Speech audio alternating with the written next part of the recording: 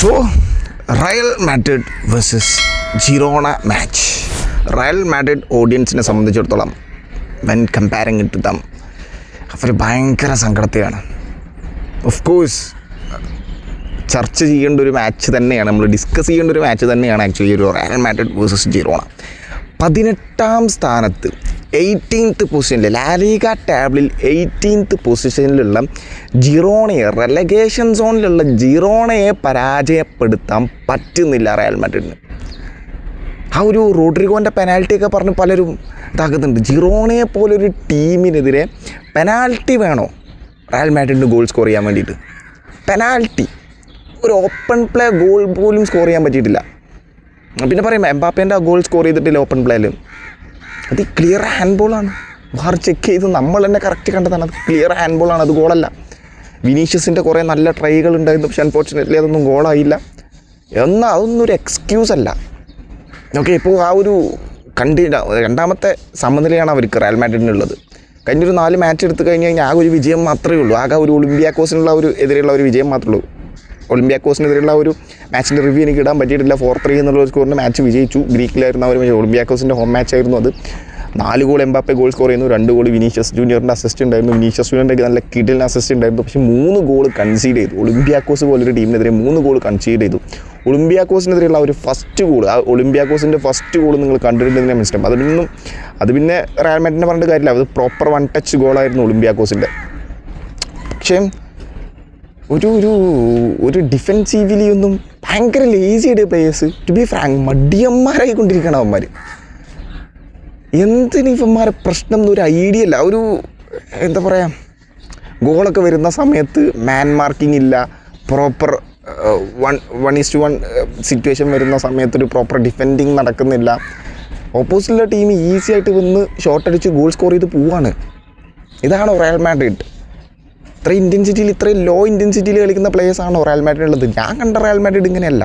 നല്ല ഇൻറ്റൻസിറ്റിയിൽ, നല്ല അഗ്രഷനിൽ, പ്രോപ്പർ കോൺസെൻട്രേഷനോടുകൂടി കളിക്കുന്ന പ്ലേയേഴ്സിനെയാണ് റയൽ മാഡ്രിഡ് പ്ലേയേഴ്സായിട്ട് എനിക്കറിയാം. ഫെഡറിക്കോ വാൽവർദെയൊക്കെ എന്ത് ഇൻറ്റൻസിറ്റിയിൽ, ഹൈ ഇൻറ്റൻസിറ്റി. കഴിഞ്ഞ സീസണിലൊക്കെ ഏറ്റവും കൂടുതൽ ടൈം കളിച്ചത് ഫെഡറിക്കോ വാൽവർദെയാണ്. പക്ഷെ അദ്ദേഹത്തെ ഒന്നും ഭയങ്കര ലേസി ആയിട്ടൊക്കെ തോന്നുക. എനിക്കറിയില്ല, എൻ്റെ തോന്നൽ മാത്രമാണോ, ഒരു ഐഡിയ ഇല്ല. സോ ടോട്ടലി റയൽ മാഡ്രിഡ് ടീമിൻ്റെ അവസ്ഥ എന്ന് പറഞ്ഞു കഴിഞ്ഞാൽ അങ്ങനെ വലിയ ക്രൈസിസിലൂടെയാണ് പോകുന്നതെന്നല്ല ഞാൻ പറയുന്നത്. പക്ഷേ ഇങ്ങനെ പോയി കഴിഞ്ഞ് കഴിഞ്ഞാൽ ആ ഒരു ക്രൈസിസിലോട്ട് വരാൻ ചാൻസ് ഉണ്ട്. ഓക്കെ, ഇപ്പോൾ അത്ര വലിയ ക്രൈസിസിലൊന്നുമല്ല. ബാഴ്സലോണയുമായിട്ട് ലാലിഗ ടേബിളിൽ 1 പോയിൻറ്റ് മാത്രമേ താഴെയുള്ളൂ. ഓക്കെ, അതൊക്കെ അടുത്ത കളി ജയിച്ചാൽ കിട്ടും. ഓരോ പോയിൻറ്റ്സ് ഡ്രോ ആവുന്നത് വരെ, ഓരോ മാച്ച് ഡ്രോ ആവുന്നത് വരെ പോയിൻറ്റ്സ് ഡ്രോപ്പ് ചെയ്യാണ്. That's A very difficult situation four Real Madrid. അതൊരിക്കലും സംഭവിക്കാൻ പാടില്ല. കാരണം തൊട്ട് ബാക്കിൽ ബാഴ്സലോണയുണ്ട്, പക്ഷേ കഴിഞ്ഞ സീസൺ പോലെയല്ല. അതിൻ്റെ തൊട്ട് ബാക്കിൽ VRL ഉണ്ട്, അതിൻ്റെ തൊട്ട് ബാക്കിൽ അത്ലറ്റിക്കോ മാഡ്രിഡ് ഉണ്ട്. VRL ഇങ്ങനെ കൺസിസ്റ്റൻ്റ് ആയിട്ട് ഈ ഒരു പോയിൻറ്റ്സ് ഇങ്ങനെ ബിൽഡ് ചെയ്ത് പോകുന്നൊക്കെ ഒരു സംശയമാണ്. ഓക്കെ, പക്ഷേ അത്ലറ്റിക്കോ മാഡ്രിഡ് ഉണ്ട്, അവന്മാരെ വിശ്വസിക്കാൻ പറ്റില്ല. ഓക്കെ, ബാഴ്സലോണ ഈ കൺസിസ്റ്റൻ്റ് ആയിട്ട് ഇങ്ങനെ പോയിക്കൊണ്ടിരുന്ന് കഴിഞ്ഞാൽ അവർക്ക് തന്നെ കപ്പടിക്കും. കഴിഞ്ഞ സീസണിലെ പോലെ അവസ്ഥ തന്നെ ആവും റയൽ മാഡ്രിഡിന്. സോ പ്ലേയേഴ്സിൻ്റെ കുറച്ച് ലീസി മാറ്റണം, ഇൻറ്റൻസിറ്റി കൂടണം. This is Real Madrid. ഇവിടെ ഇങ്ങനെയല്ല കളിക്കേണ്ടത്. ഇവന്മാർ മറ്റേ യൂറോപ്യൻ ജേർണലിസ്റ്റുകളൊക്കെ പറഞ്ഞത് ഇവന്മാരെന്തോ വലിയ ടോപ്പ് പ്ലേയേഴ്സായി. 15 UCL ടീമിന് വേണ്ടിയിട്ടാണ് കളിക്കുന്നത്. അതുകൊണ്ട് ടോപ്പ് പ്ലേയേഴ്സായി. അവരാണ് ഓൾറെഡി സ്റ്റാർസാണ്. അവരുടെ കൂടെ വിനീഷ്യസ് ജൂനിയറുണ്ട്, എംബാപ്പയുണ്ട്. അപ്പോൾ അതുകൊണ്ട് അവർ കളി ഈസി ആയിട്ട് വിജയിക്കും എന്നുള്ളൊരു മൈൻഡ് സെറ്റാണിത്. ഇത്രയും ലേസി ആയിട്ട് കളിക്കുന്ന പ്ലേയേഴ്സ് റയൽ മാഡ്രിഡ് കഴിഞ്ഞ ഈ അടുത്ത കാലത്തൊന്നും ഇങ്ങനെ കണ്ടിട്ടില്ല. ഒരു ടൈമിൽ റൊണാൾഡോ പോയതിന് ശേഷം റയൽ മാഡ്രിഡിൻ്റെ സിറ്റുവേഷൻ കുറച്ചൊന്നും മോശമായിരുന്നു. പക്ഷെ അന്നും പ്ലേയേഴ്സ് ഭയങ്കര അഗ്രഷനിലാണ് കളിച്ചുകൊണ്ടിരുന്നത്. തോൽക്കുകയാണെന്നുണ്ടെങ്കിലും അന്തസ്സായി തോറ്റുകൊണ്ടിരുന്നത്. ഇതൊരുമാതിരി റെലഗേഷൻസ് ഉള്ള ടീമുമായിട്ട് സമനില പിടിക്കുക, അതൊരു തോൽവിക്ക് സമാനമാണ്. ജിറോണക്ക് ഇതൊരു വിജയത്തിന് ഈക്വലാണ്. എന്തായാലും പോയിൻറ്റ്സ് ഡ്രോപ്പ് ചെയ്തിട്ടുണ്ട്, 2ാം സ്ഥാനത്തോട്ട് പിന്തള്ളിയിട്ടുണ്ട്. ഇനി അടുത്ത മാച്ചസൊക്കെ വിജയിച്ചേ പറ്റൂ. ഈ ഒരു മാച്ച് ജിറോണയുടെ എവേ മാച്ചാണ്. എവേ മാച്ചാണെങ്കിൽ എന്താ, ആ ഒരു ടീമും ഈ ഒരു ടീമും തമ്മിൽ രാവും പകലും വ്യത്യാസമുണ്ട് എന്നൊക്കെ പറയില്ലേ, അങ്ങനത്തെ വ്യത്യാസമുണ്ട്. ബട്ട് സ്റ്റിൽ നല്ല സങ്കടമുണ്ട്. ടു ബി ഫ്രാങ്ക് പറയാലോ, റയൽ മാഡ്രിഡിനൊക്കെ ഇങ്ങനെ കാണുമെന്ന് പറയുന്നതിൽ നല്ല സങ്കടമുണ്ട്. സാബി അലൻസൊക്കെ അവസാനത്തെ ആ ഒരു ഫൈനൽ വിസിൽ മുഴക്കിയ സമയത്ത് അദ്ദേഹം മുഖത്ത് കൈവച്ച് അവിടെ മുട്ടുകുത്തി നിന്നു. വേറെ എന്താ ചെയ്യുക? എനിക്കൊരു ഐഡിയ ഇല്ല സാബി അലൻസോയും പിന്നെ അതുപോലെ റയൽ മാഡ്രിഡ് ടീമും റയൽ മാഡ്രിഡിൻ്റെ പ്ലേയേഴ്സും തമ്മിൽ ഓഫ് ക്യാമ്പിൽ പലതും കൈ വിട്ടു എന്നുള്ള രീതിയിലൊക്കെ വാർത്തകൾ വരുന്നുണ്ട്. കാരണം ദിസ് ഇസ് റയൽ മാഡ്രിഡാണ്. ഒരു 3 മാച്ചസ് അവർക്ക് സമനിലയോ ജയമോ കിട്ടിയില്ല എന്നുണ്ടെങ്കിൽ ഓഫ് കോഴ്സ് ഇതുപോലത്തെ റൂമേഴ്സൊക്കെ വരും. അത് സ്വാഭാവികമാണ്. അത് തന്നെ വരുന്നുണ്ട്. അതായത് സാബി അലൻസോയും റയൽ മാഡ്രിഡ് ടീമിൻ്റെ പ്ലേയേഴ്സും തമ്മിൽ അത്ര നല്ല സ്വരച്ചേർച്ചയിലല്ല പോയിക്കൊണ്ടിരിക്കുന്നത്. ബട്ട് അവർ അതിപ്പോൾ നമുക്ക് കാണുമ്പോഴും തോന്നാറുണ്ട് ഒരു കോച്ചും ഇതും തമ്മിലുള്ള ഒരു കമ്മ്യൂണിക്കേഷൻ കുറവാണോ എന്ന് വെറുതെ കാണുമ്പോൾ തോന്നാറുണ്ട്. പക്ഷേ അവർ ഒളിമ്പിയാക്കോസിനെതിരെയുള്ള ഒരു മാച്ചിൻ്റെ എതിരെ വിനീഷ്യസ് ജൂനിയറും സാബി അലൻസും ഒക്കെ കൈ കൊടുക്കുന്നതൊക്കെ നമ്മൾ കണ്ടു. ആ വിനി ജൂനിയറുമായിട്ടാണല്ലോ ഒരു മെയിൻലി ഒരു പ്രശ്നമുള്ളത്. വിനി ജൂനിയർ കോൺട്രാക്ട് എക്സ്റ്റെൻഡ് ചെയ്യണമെന്നുണ്ടെങ്കിൽ സാബി അലൻസോ അവിടെ ഉണ്ട് എന്നുണ്ടെങ്കിൽ വിനി ജൂനിയർ കോൺട്രാക്ട് എക്സ്റ്റെൻഡ് ചെയ്യില്ല എന്നുള്ളതൊക്കെയാണ് ഒരു സ്പാനിഷ് മീഡിയാസൊക്കെ പുറത്തുവിടുന്ന വാർത്ത അനുസരിച്ച്. കഴിഞ്ഞ മാച്ചിലെ അവസാനത്തെ ആ ഒരു മൊമെൻ്റൊക്കെ കണ്ട സമയത്ത് എനിക്കങ്ങനെ തോന്നുന്നില്ല പേഴ്സണലി. ഓക്കെ, സ്ട്രിക്ട്ലി മൈ ഒപ്പീനിയനാണ്, പറയാൻ പറ്റില്ല. അതിൻ്റെ ഉള്ളിൽ എന്താ നടക്കുന്നതെന്നൊന്നും പറയാൻ പറ്റില്ല. പിന്നെ അതുപോലെ തന്നെ റയൽ മാഡ്രിഡിന് പണ്ടൊക്കെയുള്ള ഇഷ്യൂ ആയിരുന്നു അവരുടെ ഫസ്റ്റ് 11 ലീക്ക് ആവുക എന്നുള്ള ആ ഒരു ഇഷ്യൂ. ഓക്കെ, ഇപ്പോൾ സാബി അലൻസോ അത് എനിക്ക് തോന്നുന്നു ഫസ്റ്റ് ട്രൈ ചെയ്തിട്ടുണ്ട്. ആ ഒരു ക്ലബ് വേൾഡ് കപ്പിൻ്റെ സമയത്ത് ട്രൈ ചെയ്തിട്ടുണ്ട്. അതായത് പ്ലേയേഴ്സിനോടൊക്കെ അറിയിച്ചു ഇങ്ങനെയാണ് ഫസ്റ്റ് 11 എന്നുള്ളത്. അപ്പോൾ കറക്റ്റ് അത് ലീക്കായി. പിന്നെ പ്ലേയേഴ്സിനൊന്നും അറിയിക്കാതെ ആ ഒരു 3/4 മണിക്കൂർ മുമ്പ് 45 മിനിറ്റ്സ് ബിഫോർ മാത്രം ആ ഒരു ലൈനപ്പ് പബ്ലിഷ് ചെയ്തു. അപ്പോൾ കുഴപ്പങ്ങളൊന്നുമില്ല. അപ്പോൾ സ്റ്റിൽ അവിടെ ആ ഒരു ലീക്കിംഗ് ഇഷ്യൂ ഉണ്ട് അതിൻ്റെ ഉള്ളിലുള്ള ആ ഒരു ന്യൂസ്. എന്തായാലും ടോട്ടലി അതൊക്കെ വിട്, അതൊന്നുമല്ല നമ്മുടെ വിഷയം എന്ന് പറയുന്നത്. എന്തായാലും റെലഗേഷൻ സോണിലുള്ള ആ ഒരു ടീമുമായിട്ട് റയൽ മാഡ്രിഡ് സമനില പിടിച്ചു, പോയിൻറ്റ്സ് ഡ്രോപ്പ് ചെയ്തു. സമനില പിടിച്ചു എന്നല്ല, സമനിലയിൽ കുടുങ്ങി പോയിൻറ്റ്സ് ഡ്രോപ്പ് ചെയ്തു. അതുകൊണ്ട് സെക്കൻഡ് സ്ഥാനത്തോട്ട് പിന്തള്ളി. ഓക്കെ, ജിറോണക്കെതിരെയുള്ള മാച്ച്, ജിറോണയുടെ ഹോം മാച്ചാണ്. സാബി അലൻസോ ഫസ്റ്റ് 11 ഇറക്കി വിട്ടിട്ടുണ്ടായിരുന്നത് ഗോൾ കീപ്പറായിട്ട് തിബോ കോർട്ടുവ. റൂഡിഗർ തിരിച്ചെത്തിയിട്ടുണ്ട്. സോ അതുകൊണ്ട് CB റൂഡിഗറും എതിർ മിലിറ്റാവും. റൈറ്റ് ബാക്കായിട്ട് ട്രെൻറ്റ് അലക്സാണ്ടർ അർണോൾഡ്, ലെഫ്റ്റ് ബാക്കായിട്ട് ഫ്രാങ്ക് ഗാർസിയായിരുന്നു ഉണ്ടായിരുന്നത്. കരേരാസിന് റെസ്റ്റ് കൊടുത്തു, നല്ല കാര്യം. ഇടയ്ക്ക് വല്ലപ്പോഴൊക്കെ റെസ്റ്റ് കൊടുക്കുന്നത് നല്ല. ജിറോണയെ പോലൊരു ടീമിനെതിരെ ഫ്രാങ്ക് ഗാർസിയ ആയാലും മതി. ഓക്കെ, പിന്നെ അതുപോലെ ഡിഫൻസീവ് മിഡ്ഫീൽഡറായിട്ട് തൊച്ചമിനിയും ആർദേ ഗുളറുമാണ് വെച്ചിട്ടുണ്ടായിരുന്നത്. ആർദേ ഗുളർ ഒരു രണ്ടും അറ്റാക്കിങ്ങും ഡിഫൻസീവ് രണ്ടും കൂടി ഹാൻഡിൽ ചെയ്യുന്ന ആളായിട്ടാണ് ആക്കിയിട്ടുണ്ടായിരുന്നത്. ആ ഒരു AMF റോളിൽ ബെല്ലിംഗാമും, ലെഫ്റ്റിൽ വിനീഷ്യസും, റൈറ്റിൽ ഫെഡറിക്കോ വാൽവർദയും, സ്ട്രൈക്കറായിട്ട് എംബാപ്പയുമാണ് ഇറങ്ങിയിട്ടുണ്ടായിരുന്നത്. ഓക്കെ, ടോട്ടലി ഈ ഒരു സാബി അലൻസോയുടെ പ്രശ്നം എന്താണെന്നറിയോ? Bellingham, Mbappe, Vinicius junior, Arda Guler ഇവരെ 4 പേരെയും ഒരുമിച്ചിറക്കണം. ഓക്കെ, ആ ഒരു ബാലൻസ് ഇതുവരെ സാബി അലൻസോ കണ്ടെത്തിയിട്ടില്ല. കാരണം ആർദേ ഗുളറിനെ ഇറക്കണം. കാരണം ആർദേ ഗുളർ നല്ല ഫോമിലാണ് കളിച്ചുകൊണ്ടിരിക്കുന്നത്. എംബാപ്പയുമായിട്ട് ആ ഒരു കെമിസ്ട്രി നടക്കുന്നുണ്ട്. ജൂഡ് ബെല്ലിംഗാമിനെ ഇറക്കണം. കാരണം ദാറ്റ് ഈസ് ബെല്ലിംഗാം വളരെ വലിയ ഹ്യൂജ് എമൗണ്ട് കൊടുത്ത് കൊണ്ടുവന്നൊരു പ്ലെയറാണ്. ഭയങ്കര ടീമിന് ഭയങ്കരമായിട്ട് വർക്ക് റേറ്റ് കൊടുക്കുന്നൊരു പ്ലെയറാണ്. ഹാർഡ് വർക്കുള്ള ഒരു പ്ലെയറാണ്. റിസൾട്ട് ഇമ്പാക്റ്റ് കൊണ്ടുവരാൻ പറ്റുന്നൊരു പ്ലെയറാണ് ജൂഡ് ബെല്ലിംഗാം എന്ന് പറയുന്നത്. ഓഫ് കോഴ്സ് അദ്ദേഹത്തെ ആ ഒരു എമൗണ്ട് കൊണ്ട് മാത്രമല്ല കേട്ടോ. സോ അതുകൊണ്ട് ബെല്ലിംഗാമിനെ ഇറക്കണം. പക്ഷേ ഈ ഒരു 4 പേരും, ഈ ജൂനിയർ എംബാപ്പെ അത് പിന്നെ അവിടെ ഫിക്സ്ഡ് ആണല്ലോ. ഈ 4 പേരെയും എങ്ങനെ ഒരുമിച്ചിറക്കാം, ഏത് ഫോർമേഷനിൽ ഒരുമിച്ചിറക്കാം, അതിപ്പോഴും ഫിക്സ് ആയിട്ടില്ല. സ്റ്റിൽ ഫിക്സ് ആയിട്ടില്ല. ആർദേ ഗുളറിനെ പലപ്പോഴും ഡിഫൻസീവ് മിഡ്ഫീൽഡറൊക്കെ ആയിട്ടാണ് കളിപ്പിക്കാറുള്ളത്. അത് കൂടാഞ്ഞിട്ട് ഫെഡറിക്കോ വാൽവർദെ എന്ന് പറഞ്ഞൊരു സാധനം കൂടിയുണ്ട്. അദ്ദേഹത്തെ റൈറ്റ് ബാക്കാണ് കളിപ്പിക്കുന്നതെന്നുണ്ടെങ്കിലും അദ്ദേഹം റൈറ്റ് ബാക്കൊന്നും അല്ല. ആക്ച്വലി ഒരു മിഡ്ഫീൽഡർ അല്ലെങ്കിൽ ഫോർവേഡ് ആ ഒരു റൈറ്റ് വിങ് പൊസിഷനിൽ കളിക്കുന്ന ഒരു പ്ലെയറാണ് ഫെഡറിക്കോ വാൽവർദെ എന്ന് പറയുന്നത്. അദ്ദേഹത്തെയും കളിപ്പിക്കണം. പിന്നെ മൊത്തത്തിലൊരു ബാലൻസ് ഇതുവരെ കിട്ടിയിട്ടില്ല സാബി അലൻസോ. അതാണ് സാബി അലൻസോ ഭയങ്കരമായിട്ട് തലപ്പൊകന്നുകൊണ്ടിരിക്കുന്നത്. സ്റ്റിൽ ഇപ്പോഴും ഫോർമേഷൻസ് ഇങ്ങനെ മാറ്റിക്കൊണ്ടിരിക്കുന്നത്. ഓക്കെ, അപ്പോൾ ഈ ഒരു ടീമിനെയാണ് ഇറക്കി വിട്ടിട്ടുണ്ടായിരുന്നത്. അവിടെ അപ്പുറത്ത് 4-2-3-1 എന്നുള്ളൊരു ഫോർമേഷനിലാണ് ജിറോണ ഇറങ്ങിയിട്ടുണ്ടായിരുന്നത്. തുടക്കം വിനീഷ്യസ് ജൂനിയറിൻ്റെ നല്ല ഒരു അറ്റാക്ക് ഉണ്ടായിരുന്നു. എംബാപ്പയുടെ നല്ലൊരു അറ്റാക്ക് ഉണ്ടായിരുന്നു. ചെവനിയുടെ 1-2 ഷോട്ടുകൾ ഉണ്ടായിരുന്നു. പക്ഷെ അത് വൈഡായിട്ട് പോയി, അതൊന്നും വലിയ കാര്യം ഉണ്ടായിരുന്നില്ല. എടുത്തു പറയേണ്ട ഒരു ഫസ്റ്റ് ഹാഫിലെ മൊമെൻറ്റ് എന്ന് പറയുന്നത് ഒരു എനിക്ക് തോന്നുന്നു ബെല്ലിംഗാമിൻ്റെ ഒരു ക്രോസ് ഉണ്ടായിരുന്നു. എതിർ മിലിറ്റാവ് ഹെഡ് ചെയ്തു. അത് എതിർ മിലിറ്റാവിടെ നല്ല ചാൻസ് ആയിരുന്നു. പക്ഷേ അൺഫോർച്യുനേറ്റ്ലി അത് ഡയറക്റ്റ്ലി ഗോൾ കീപ്പറിൻ്റെ കയ്യിലോട്ടാണ് പോയിട്ടുണ്ടായിരുന്നത്. സോ അതവിടെ പോയി. പിന്നെ എനിക്ക് തോന്നുന്നു പിന്നെ എംബാപ്പയുടെ ആ ഒരു ഗോള് വാർ ചെക്ക് ചെയ്ത് ഡിസലോ ചെയ്ത ആ ഒരു ഗോള് ബെല്ലിംഗാം ഒരു പാസ് ഒരു ക്രൗഡിലോട്ട്, അതായത് ജിറോണയുടെ ആ ഒരു ബോക്സിൻ്റെ ഉള്ളിൽ ക്രൗഡായിരുന്നു. 3-4 ജിറോണ പ്ലേയേഴ്സും എംബാപ്പയും വിനി ജൂനിയറും ബെല്ലിംഗാം ഒരു 3 പേരും അവിടെയും ഇവിടെയൊക്കെ ആയിട്ടുണ്ട്.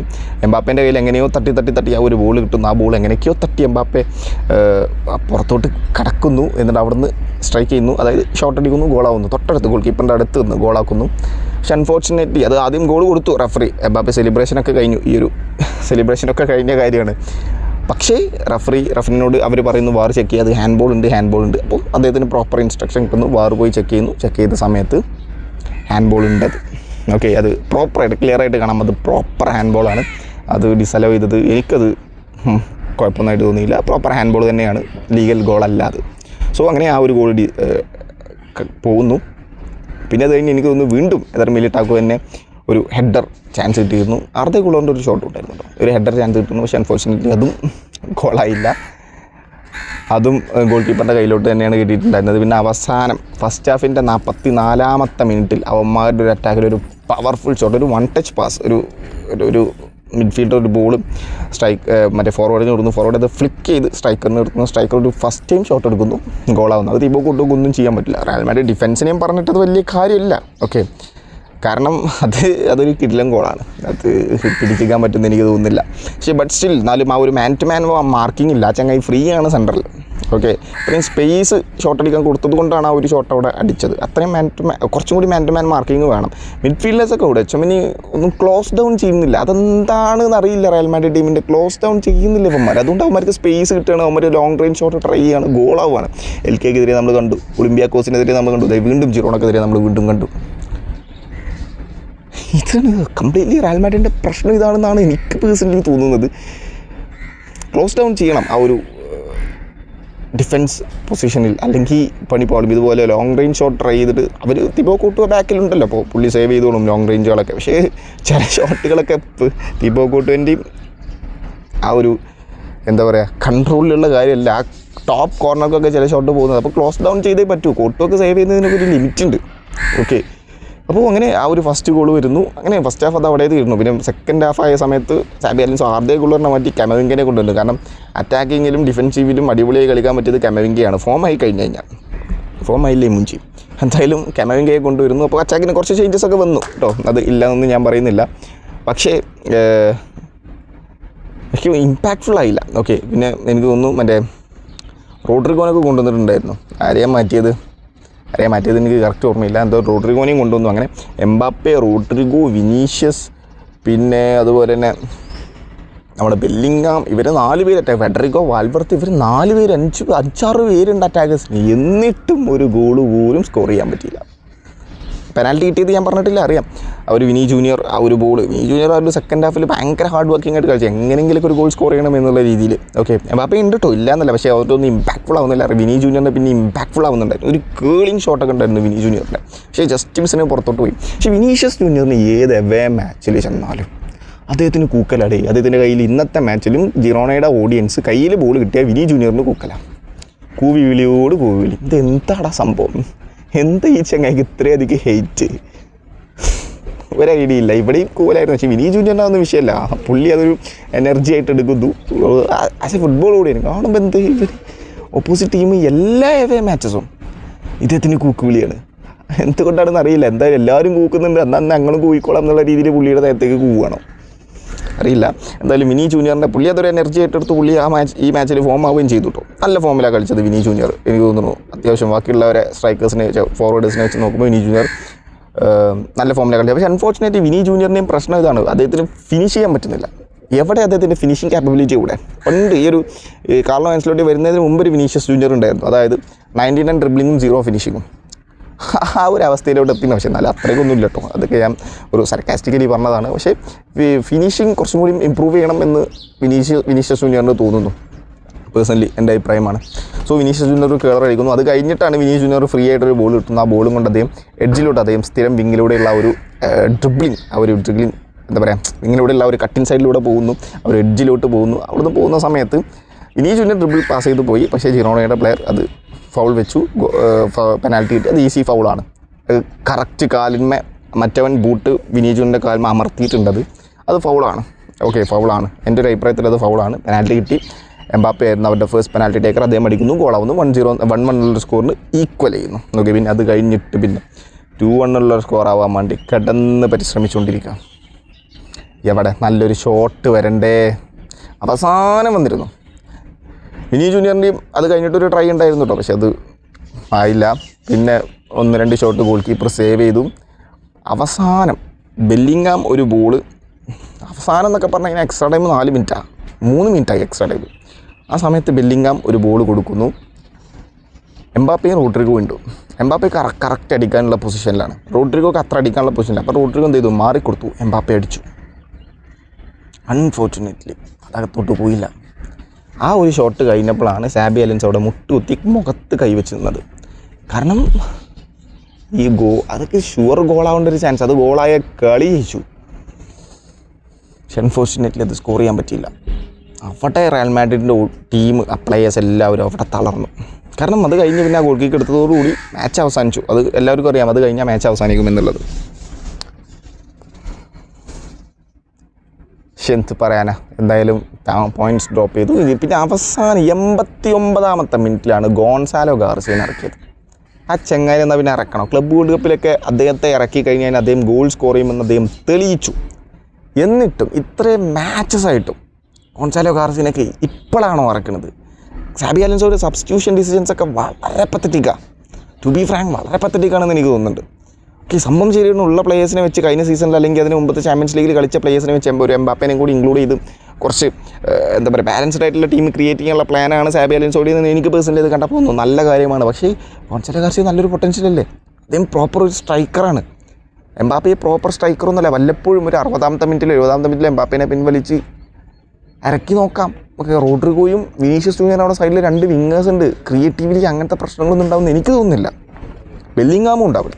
പിന്നെ എംബാപ്പേനെ തന്നെ ട്രൈ ചെയ്യണം എന്നുള്ള വലിയ നിർബന്ധമൊന്നുമില്ല. സബ്സ്റ്റിറ്റ്യൂട്ട് ചെയ്ത് നോക്കാം, ട്രൈ ചെയ്ത് നോക്കാം. 89ാമത്തെ മിനിറ്റിൽ 4 മിനിറ്റ് കളിക്കാനാണോ ആ ചങ്ങായിനെ ഇറക്കിയത്?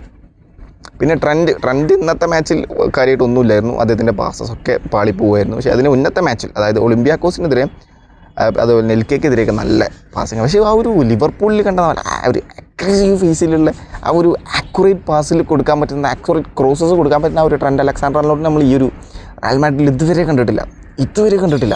അതേപോലെ എനിക്ക് തോന്നുന്നു പ്ലേയേഴ്സുമായിട്ട് ഇപ്പോഴും ആ ഒരു കംഫർട്ട് സോണിൽ ഇതുവരെ എത്തിയിട്ടില്ല. ഓക്കെ, അറിയില്ല, ഇതുവരെ നമുക്ക് ആ ഒരു ലിവർപൂളിൽ കണ്ട ആ ഒരു ടോപ്പ് ക്ലാസ് ഫ്രീ കിക്കൊക്കെ എടുക്കുന്ന, നല്ല ക്രോസ് എടുക്കുന്ന, നല്ല കോർണേഴ്സ് എടുക്കുന്ന, നല്ല അഗ്രഷനിൽ കളിക്കുന്ന ആ ഒരു ട്രെൻഡ് അലക്സാണ്ടർ-ആർനോൾഡിനെ എനിക്ക് ഈ ഒരു റയൽ മാഡ്രിഡ് ടീമിൽ ഇതുവരെ കാണാൻ പറ്റിയിട്ടില്ല. ഓക്കെ, സ്ട്രിക്ട്ലി മൈ ഒപ്പീനിയനാണ്. ഇനി കാണാൻ പറ്റുമെന്ന് തന്നെ വിശ്വസിക്കുന്നു. ചിലപ്പോൾ ഈ ഒരു ഫസ്റ്റ് സീസണാണ്, ഒരു അഡാപ്റ്റിംഗ് പ്രശ്നം ഉണ്ടാവും അദ്ദേഹത്തിന്, ഓഫ് കോഴ്സ് ഉണ്ടാവും. അതൊക്കെ നമുക്കറിയാവുന്ന കാര്യമാണ്. ഫസ്റ്റ് സീസൺ ആ ഒരു ടീമുമായിട്ടൊന്ന് സെറ്റായി വരാൻ. കാരണം ലിവർപൂൾ പോലത്തെ അദ്ദേഹം ചൈൽഡ്ഹുഡ് തൊട്ടേ കളിച്ച് വരുന്നൊരു ക്ലബ്ബുമായിട്ട് കളിക്കുന്നത് പോലെയല്ല റയൽ മാഡ്രിഡ്. ഇവിടെ കുറേ സ്റ്റാർസാണ്, അവരുമായിട്ട് മിങ്കിൾ ചെയ്യണം. റയൽ മാഡ്രിഡിന് ഒരു ബിഗ് ക്ലബ്ബാണ്, ഭയങ്കര എക്സ്പെക്റ്റേഷൻസ് ഉണ്ട്. ആ ഒരു ജേഴ്സിയിൽ കളിക്കാന്ന് അത്യാവശ്യം ഹെവിയാണ്. സോ അതുകൊണ്ടൊക്കെ മേ ബി. എന്തായാലും ഞാൻ ഇതുവരെ ലിവർപൂളിലുള്ള ഒരു ട്രെൻഡ് അലക്സാണ്ടർ-ആർനോൾഡിനെ ഞാൻ ഇതുവരെ ഇവിടെ കണ്ടിട്ടില്ല. അവർ അഗ്രസീവ് ഫേസിലുള്ള. ഇനി കാണാൻ പറ്റുമെന്ന് തന്നെ വിശ്വസിക്കുന്നു. സോ അങ്ങനെ റയൽ മാഡ്രിഡ് അവരെ സമനിലയിൽ കുടുങ്ങി പോയിൻറ്റ്സ് ഡ്രോപ്പ് ചെയ്തു. ഓക്കെ, അത്രയേ ഉള്ളൂ. റയൽ മാഡ്രിഡിൻ്റെ കാര്യം തിരിച്ചു വരുമെന്ന് തന്നെ നമ്മൾ വിശ്വസിക്കുന്നു. പിന്നെ എനിക്കൊരു കാര്യം പറയാനുള്ളത്, നെയ്മർ ജൂനിയർ, അദ്ദേഹം വേറൊന്നുമല്ല, ഡോക്ടേഴ്സ് നെയ്മർ ജൂനിയറിനോട് പറയുന്നു, നിങ്ങൾ അടുത്ത മാച്ച് ഇനി കളിക്കണ്ട. 2025 മാച്ച് തന്നെ കഴിഞ്ഞു. കാരണം അദ്ദേഹത്തിൻ്റെ മുട്ടിന് ഓൾറെഡി സർജറി കഴിഞ്ഞിട്ടുണ്ടായിരുന്നു. 2023 ഉറുഗ്വേക്കെതിരെയുള്ള ഒരു മാച്ചിൻ്റെ ഇടയിൽ അദ്ദേഹത്തിന് മുട്ടിന് ഇഞ്ചുറി പറ്റുന്നു. അദ്ദേഹം സർജറി ചെയ്യുന്നു. അവിടെ തന്നെ പെയിൻ വന്നു. സർജറി ഉള്ളിടത്ത് പെയിൻ വരിക എന്ന് പറഞ്ഞാൽ ഒട്ടും സുഖമുള്ള കാര്യമില്ല. എനിക്ക് പേഴ്സണലി എക്സ്പീരിയൻസ് ഉണ്ട്. ഓക്കെ, അതുകൊണ്ട് ഒട്ടും സുഖമുള്ളൊരു കാര്യമല്ല. സോ അത് വെച്ചിട്ട് ഡോക്ടർ പറഞ്ഞു, നിങ്ങൾ 2025 ഇനി കളിക്കണ്ട. നെയ്മർ പറഞ്ഞു, പറ്റില്ല, എനിക്ക് കളിച്ചേ പറ്റൂ. കാരണം വേറൊന്നുമല്ല, സാൻഡോസ് അദ്ദേഹത്തിൻ്റെ ചൈൽഡ്ഹുഡ് ടീം എന്ന് പറയുന്നത് റെലഗേഷൻ സോണിലാണുള്ളത്. റെലഗേഷൻ സോണിൽ നിന്നും സാൻഡോസിനെ രക്ഷിക്കണം. സോ നെയ്മർ എന്ത് ചെയ്തു, ഡോക്ടേഴ്സിൻ്റെ അഡ്വൈസ് അങ്ങനെ നെഗ്ലക്റ്റ് ചെയ്തിട്ട് ഗ്രൗണ്ടിലോട്ട് ഇറങ്ങി 1 ഗോളും 1 കിഡിലൻ അസിസ്റ്റും പ്രൊവൈഡ് ചെയ്തിട്ട് നെയ്മർ സാൻഡോസിന് 3-0 എന്നുള്ളൊരു സ്കോറിന് സ്പോർട്ടിനെതിരെ വിജയിപ്പിച്ചു. That's a dedication of Neymar എന്ന് പറയുന്നത്. ഇപ്പോൾ സോഷ്യൽ മീഡിയയിൽ നെയ്മറിനെ ഭയങ്കരമായിട്ട് താഴ്ത്തിപ്പറയുന്ന പ്രശ്നങ്ങളൊക്കെ നടന്നിരുന്നു. പക്ഷേ അത് അല്ല, ഫുട്ബോൾ ഓഡിയൻസ് അങ്ങനെ താഴ്ത്തിപ്പറഞ്ഞു കഴിഞ്ഞാൽ നെയ്മറിനെ അങ്ങനെ ആരും വിടില്ല. കാരണം നെയ്മർ പല ഫുട്ബോൾ ഓഡിയൻസിനെയും മനസ്സിൽ നെയ്മർ എന്ന് പറയുന്നത് അത് വളരെ വലിയൊരു സ്ഥാനത്താണെന്ന് വിശ്വസിക്കുന്ന ഒരാളാണ് ഞാൻ. ഓക്കെ, അങ്ങനെ നെയ്മറും അടിപൊളിയായി പോയിക്കൊണ്ടിരിക്കുന്നു. ഇങ്ങനെ തന്നെ പോകാൻ പറ്റട്ടെ നെയ്മറിന്. സോ ഇത്രയാണ് ഇന്നത്തെ വിശേഷം. Thank you so much.